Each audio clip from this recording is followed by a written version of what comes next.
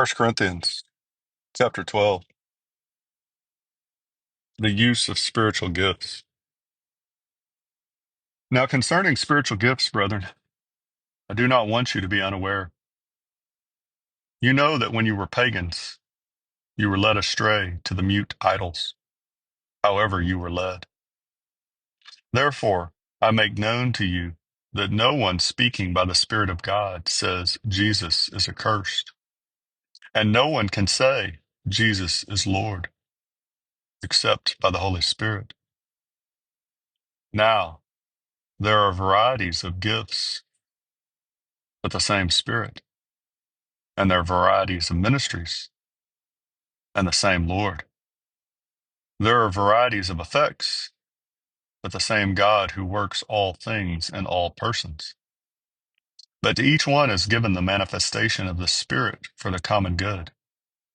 For to one is given the word of wisdom through the Spirit, and to another the word of knowledge according to the same Spirit, to another faith by the same Spirit, and to another gifts of healing by the one Spirit, and to another the effecting of miracles, and to another prophecy, and to another the distinguishing of spirits, to another various kinds of tongues, and to another the interpretation of tongues. But one and the same Spirit works all these things, distributing to each one individually, just as he wills.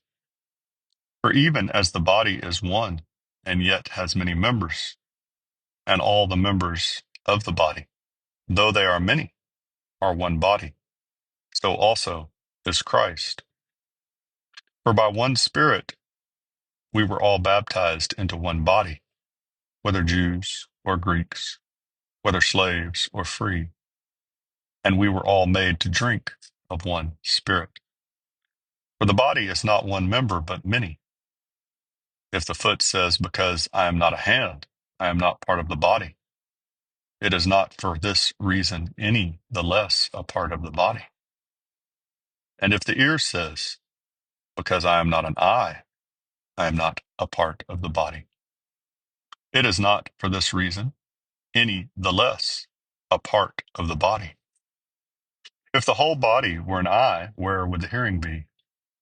If the whole were hearing, where would the sense of smell be? But now God has placed the members, each one of them, in the body, just as he desired. If they were all one member, where would the body be? But now there are many members, but one body.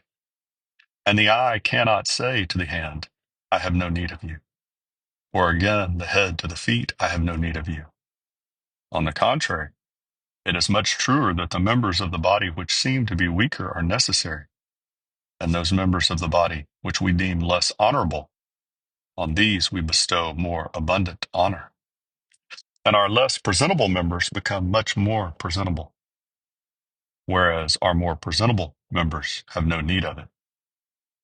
But God has so composed the body, giving more abundant honor to that member which lacked, so that there may be no division in the body, but that the members may have the same care for one another. And if one member suffers, all the members suffer with it. If one member is honored, all the members rejoice with it. Now you are Christ's body, and individually members of it. And God has appointed in the church first apostles, second prophets, third teachers, then miracles, then gifts of healing, helps, administrations, various kinds of tongues. All are not apostles, are they? All are not prophets, are they? All are not teachers, are they? All are not workers of miracles, are they? All do not have gifts of healings, do they? All do not speak with tongues, do they? All do not interpret, do they?